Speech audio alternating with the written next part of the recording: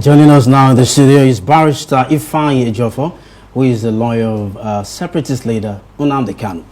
Thank you for joining us, Ifeanyi. Thank you so much for having me on your program. Good to see you. Okay, looks like the people have since been tired of the sit-at-home order. But yet again, IPOB is saying it's not ready to disband its militant arm, ESN.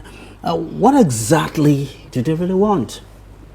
Well, the issue of the disbandment of ESN, I may not be able to comment on it because they have a spokesperson that will probably entertain such. Not powerful. Yeah, of course. Okay, then. So okay, in that case, I may have to limit myself to the level to compliance with directives given by Mazi Nnamdi Kanu. Yeah, but with the look of things, what we're seeing in the states covered, looks like they have been tired of it already, and then the governors and the local security agencies are cooperating with them. No, let me just emphasize this. The sit-at-home is there today because of his handwritten notes, which was made public few weeks back. Before now, people has been deceived by misinformation, deliberate falsehood being pushed around by someone who sits in comfort of his children from Finland to be deceiving our people. Of course, Nnamdi can never sanction sit-at-home from inception. And that position was made known to the world by the Global Peaceful Movement, which IPOB represents it.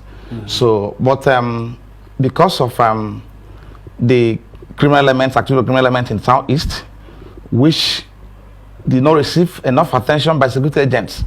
So, and IPOB has severally denounced those people who have no affiliation whatsoever with Nnamdi Kanu, and they're not working with him, they're not working for him, they're not actually pushing for his release. They're there executing their own criminal agenda. So, but with this handwritten note, which was made public few weeks back, people became convinced that now it has come to the end of this rascality and criminality.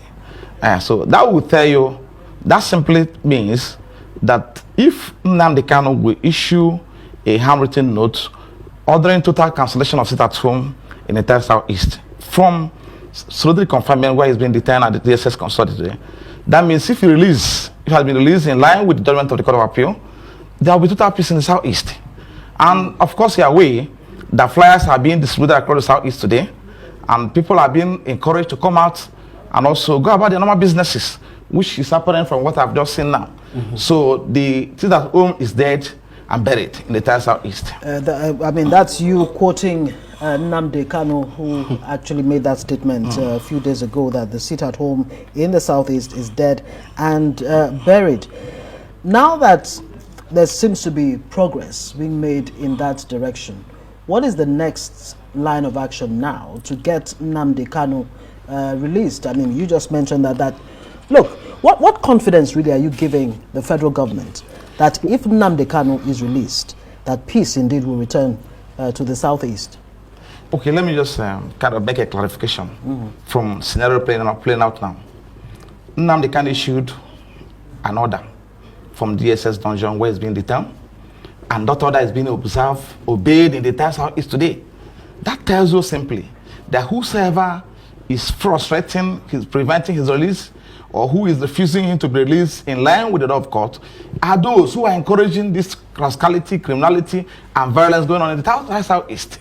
Because our people like him, and they listen to him. So if he's out now today, that will bring the total peace to the entire Southeast.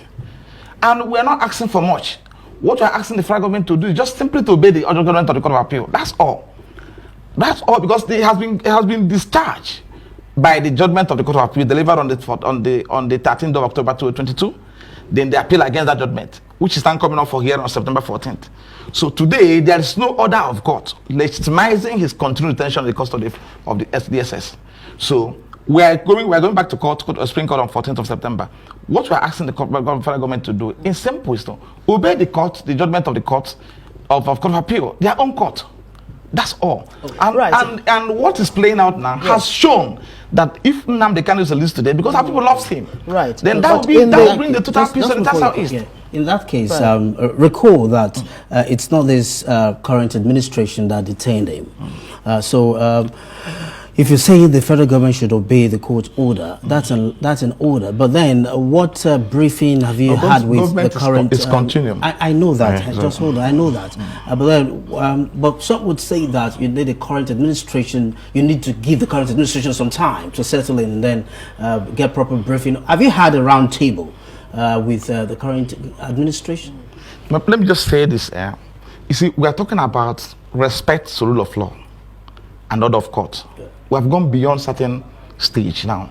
We are at the stage where the Court of Appeal, Court of Intermediate Jurisdiction, has made a pronouncement. It's not an order, it's a judgment of the Court of Appeal.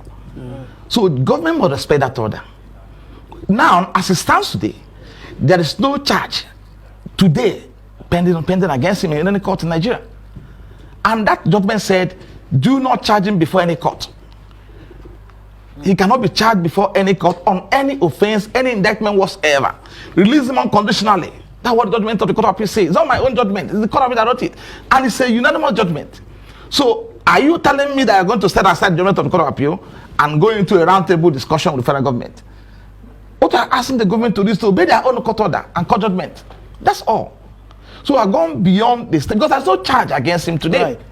Okay, apparently there's been the issue of access to Nnamdi Kanu's, his physicians, gaining access and checking out his health status and all of that. Tell us about that. Has he, the doctors, have they been granted access to Nnamdi Kanu now? What exactly is his state of health? You're aware that it's a matter of common knowledge on 20th of July. That was last month. Court delivered a landmark judgment, Honorable Justice Binta Nyako, directing the SSS to allow him access to his medical doctors and also avail him of medical records. So in this case, the court said he will visit his medical doctors outside the facility of the SSS and also have interface and parallel medical examination. They've substantially comply because at least as it stands today, he has had access to one of the doctors recommended by him by his wife. So remaining the second person, which I believe in the next couple of days, he also have access to the second person. So we also await about the SSS. They are yet to avail him of the medical records, which the court directed him to give to him. So we believe that within why exactly is that? Are you finding out exactly why the DSS is holding on to those records? No, we keep on reminding them, and we don't know why. But formal notification to that effect, communication has been established, has been sent across to them by Professor Michael Zeko, Medical Council. So, and we're expecting compliance anyone from them, because today I also reminded them about the necessity to comply with this directive of the court judgment. So, and also the need for him to take further steps, which I may not be able to make public at this platform. So, but we are believing at least substantially they will comply, and we're taking further steps to ensure that they also allow him access to the second person, which will happen any month from now. Yeah. So, but because we had an issue with them before now. This was an order made by court sometime 2021, and they refused to obey it because court said he must have access to 3 persons at a go, which include his medical doctor. So, and his medical doctor came sometime in October 2021 to see him, and 22 to see him, and they refused him access, Dr. Sifan Okorochukwu, before he traveled. So, and the portion to which we now went to court to seek for order of commandamus, and of course, the court granted us leave to proceed, and afterwards, a judgment was delivered in an application duly moved by our lead counsel, Professor Michael Zeko, SAN. So, and on 20th of July 2023, the judgment was delivered, and that has been served on the SSS, expecting that, and they before then they've started making arrangement to comply, but immediately the court judgment was served on them, they complied. So, and we're expecting full compliance as time progresses. So. But it's important for me to correct, using this platform to correct, because yes, go ahead. Because there are a lot of misinformation out there that for us to let's correct this misinformation. Before now, hitherto, it's to be made clear that the criminal elements who has been hitherto enforcing the statute home in South East has no any form of affiliation with IPOB or Nnamdi Kanu, and they are not working for him. They are working for someone who goes to work on Mondays, and whose child he had with Finnish lady also goes to court on Monday, goes to school on Monday. But in Igbo land, the children of our children do not go to You court seem on to be Monday. reluctant to mention this name. Are you talking about Simon Ekpa? I'm talking about, of course. Okay, now on the heels of that, as we round off, maybe in a few seconds, the current administration has vowed to keep to the rule of law. In case he gets released, obeying the court order, if Nnamdi Kanu gets released, how is it then going to go about pursuing his agenda of liberation of his region? The fact is that remains that Nnamdi Kanu has to be engaged, and that step has not been taken by federal government. Engaged in what sense? I mean, in politically engaged in discussing actually what led to what he's doing, but it's still within his right and right of the global peace movement of IPOB to agite for their right. It's a stamp laws. It's a stamp right as clearly provided and protected under the Constitution. So because it's a right to self-determination, which they've been exercising. So if federal government actually wants to engage them and discuss with them and find out what is happening, they have the right to do that.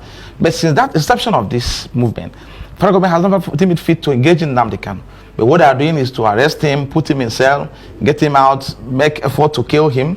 Of course, they are aware of what happened on September 14, 2017, when they invaded his premises on 14 September, and when he was preparing to come to court on 11th of October that same year, and over 28% was killed in an attempt to kill him. So is that how to go about it? Is there a chance that Nnamdi Kanu may be willing to, change from this, the desire to want a Biafra, the desire for a Biafra nation? Is he willing to the Biafran, step down on that? The Biafra project is a divine project, and a project being operated within the ambits of law, and it's a non-violent project. So I don't think anybody will kill that idea whatsoever. But the modalities and other things can be ironed out and discussed with federal government. Right. So it's an idea that has come to stay. Thank you. Ifeanyi Ejiofor is counsel to Nnamdi Kanu. Thank you so much for joining us on Newsnight tonight.